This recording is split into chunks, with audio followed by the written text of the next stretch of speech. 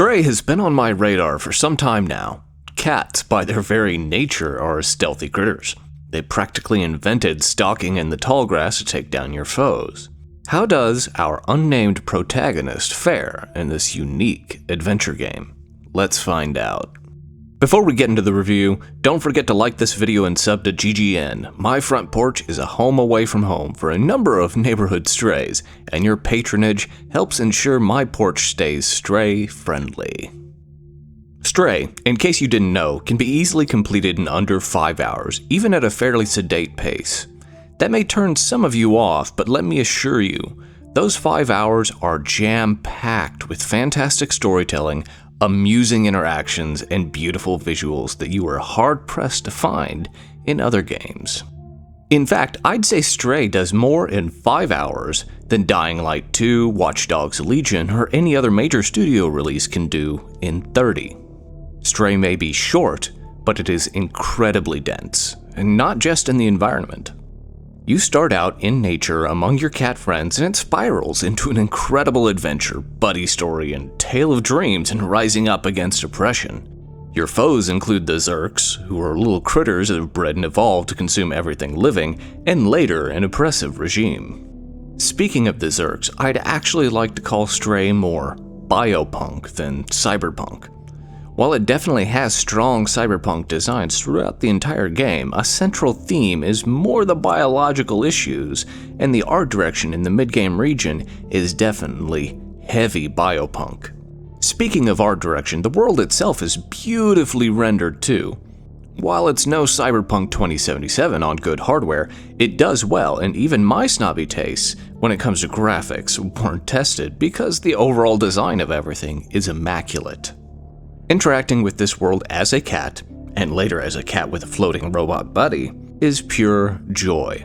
While everybody is talked to death about how you can scratch up the furniture, take naps, and meow to your heart's content, one thing that seems to be missing from every review is the freedom of movement.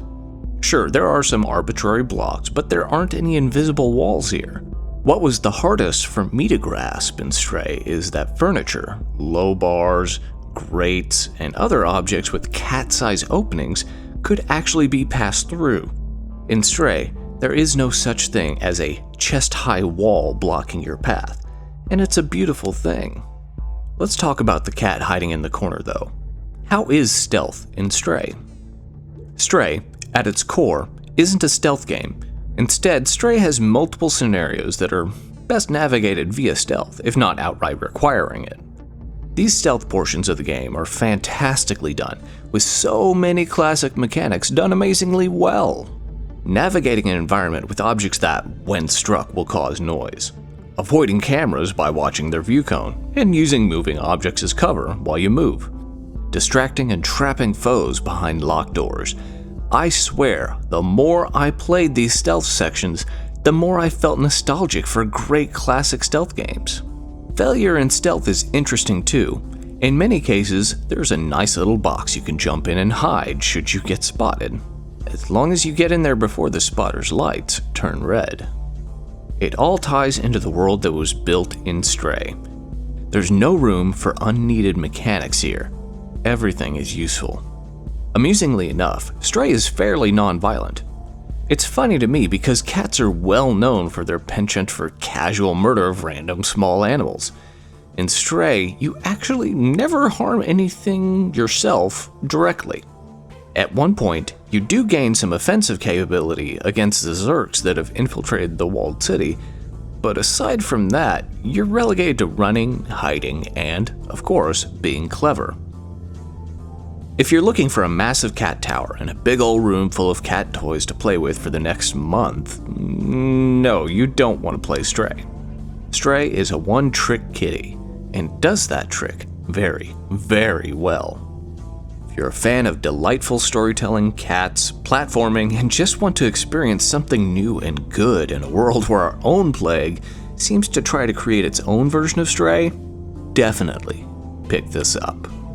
It may seem pricey if you look purely at hours of gameplay versus cost, but as I stated before, Stray has a lot packed into a short playtime, and smaller developers like Blue 12 Studio deserve immense praise for what they've accomplished here. With major publishers playing it safe and creating the same games over and over, it's refreshing to see a game like Stray have such amazing success. Thanks for watching, everybody. If you liked this video and stuck around to the end, kudos to you. Why don't you go ahead and hit that subscribe button, because you know you are going to want more from me. Alright, ghosts, take it easy and stay safe.